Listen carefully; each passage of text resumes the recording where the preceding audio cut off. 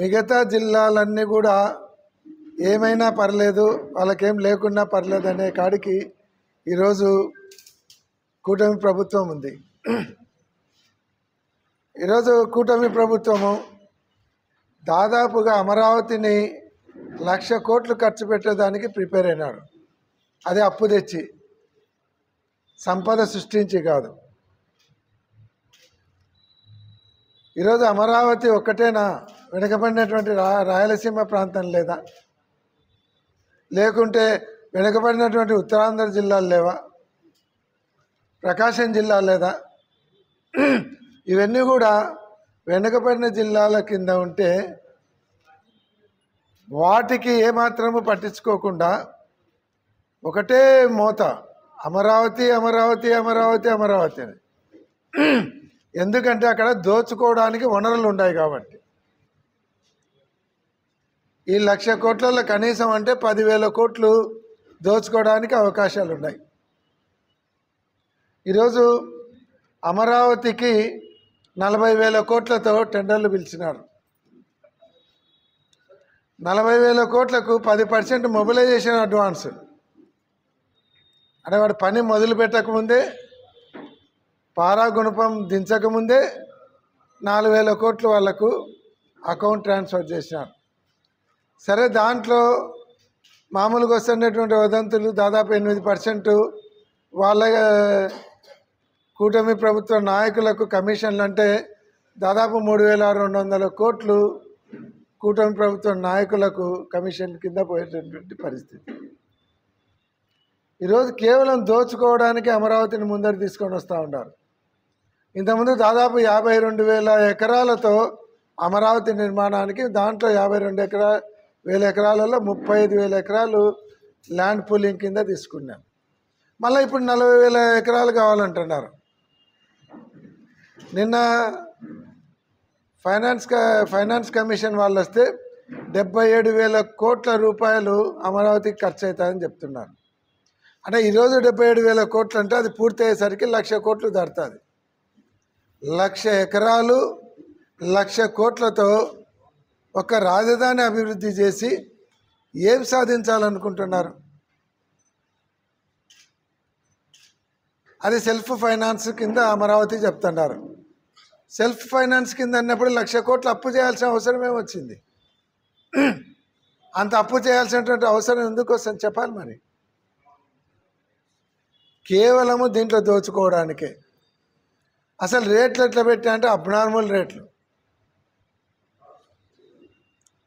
మామూలుగా 1 కిలోమీటరుకు రోడ్డు వేయాలంటే national highway వాళ్ళు 20 కోట్లు ఖర్చు పెడతారు. 6 లైన్ రోడ్డు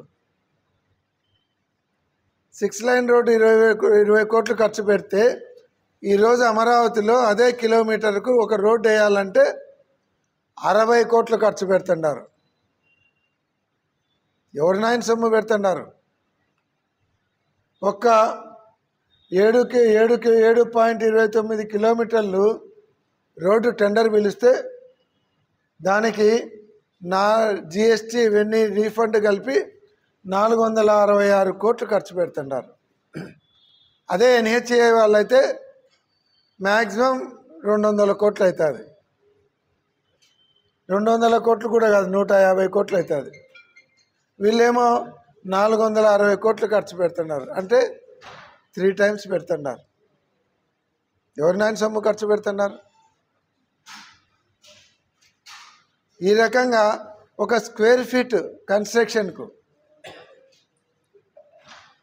11,000 నుంచి 15,000 ఖర్చు పెడుతున్నారు. ఒక స్క్వేర్ ఫీట్ కన్స్ట్రక్షన్కు 11,000 నుంచి 15,000 ఖర్చు పెడుతున్నారు.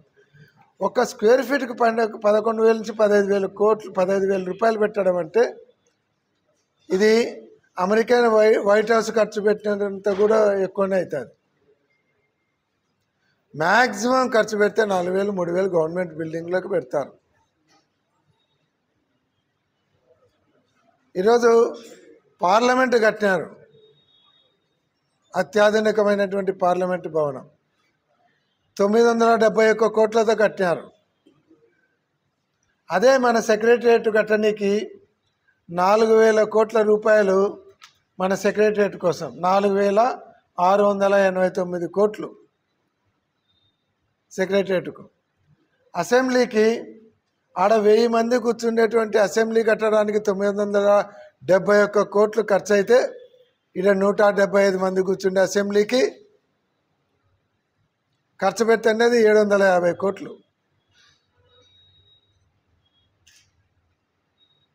అంటే ఇదే రాష్ట్రాన్ని అప్పుల పాలు చేసి మీరు దోచుకోవడానికి అమరావతిని ముందర తీసుకొని వస్తారా?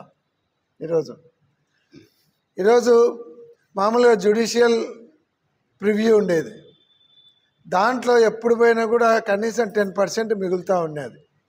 వాళ్ళ మధ్యన కాంపిటీషన్ క్రియేట్ చేసి జ్యుడిషియల్ ప్రివ్యూలో కనీసం అంటే 10% మిగులుతుండేది. అంటే నిన్న 4,000 కోట్లు కనుక జ్యుడిషియల్ పంపించింటే 40,000 కోట్ల టెండర్లు 4,000 కోట్లు మిగిలేదు కదా రాష్ట్రానికి. వానికి ఇట్లా అఫీషియల్గా ఇస్తున్నారు, ఇట్లా అన్అఫీషియల్గా మీరు కొట్టేస్తున్నారు. ఇంత దారుణంగా అమరావతిని అడ్డం పెట్టుకొని దోచుకోవడానికి మీరు రెడీ అవుతున్నారు. 1,00,000 కోట్ల రూపాయలు మీరు అమరావతికి ఖర్చు పెట్టే దాంట్లో ఎప్పటి నుంచో ఈ రాయలసీమ జిల్లాలలో ఇరిగేషన్ ప్రాజెక్టుల కోసం అడుగుతున్నారు. 4,000 కోట్లు ఖర్చు పెడితే గుండ్రేవులో తయారవుతుంది. గుండ్రేవులో తయారైందంటే దాదాపుగా ఇటు కర్నూలు జిల్లాలోనే కాకుండా అటు అనంతపూర్ జిల్లా ఇటు కర్నూలు జిల్లాలో చాలా ఇరిగేషన్ వస్తుంది, డ్రింకింగ్ ప్రాబ్లం పోతుంది. అదే కాకుండా కృష్ణాలో శ్రీశైలం డ్యాంకు దాదాపుగా 160 టీఎంసీలు పోతుంది ప్రతి సంవత్సరం. తుంగభద్ర అంటే వేస్ట్గా కృష్ణా నుంచి సముద్రం పోతుంది. కనీసం 20 టీఎంసీలు నిలబెట్టుకుంటారు కదా 4,000 కోట్లు. మీరు అమరావతిలో ముంపు ప్రాంతమే లేదన్నారు, మరి లిఫ్ట్ ఇరిగేషన్కి 1,400 కోట్లతో టెండర్లు ఎందుకు పిలిచినారు? అన్నీ అబద్ధాలేనా? 1,400 కోట్లతో టెండర్లు పిలిచి ముంపు ప్రాంతం లేదంటారా లిఫ్ట్ ఇరిగేషన్కు? అది మామూలుగా ఒక టీఎంసీ లిఫ్ట్ ఇరిగేషన్కు 250 కోట్ల రూపాయలు ఖర్చు అవుతుంది. అది మామూలుగా ఇరిగేషన్ వాళ్ళ ఎస్టిమేషన్. మీరు పిలిచింది టెండర్ ఎంత? జిఎస్టీ రీఫండ్తో కలిపి 555 కోట్ల రూపాయలతో టెండర్ పిలిచినారు. ఈ రకంగా మీరు మొత్తము అమరావతిని అడ్డం పెట్టుకొని దోచుకోవడానికి తప్ప ఇంకోట్లేదు. 52,000 ఎకరాలు మీ దగ్గర ఉన్నప్పుడు మళ్ళా 40,000 ఎకరాలు ప్రొక్యూర్ చేయాల్సినటువంటి అవసరమే ఉంది. అంటే రియల్ ఎస్టేట్ వ్యాపారానికే మీరు రియల్ ఎస్టేట్ వ్యాపారం చేసి అక్కడ రేట్లు పెంచుతున్నామని చెప్పేసి మభ్యపెట్టి వాళ్ళని మోసం చేయడానికి చేస్తున్నారు.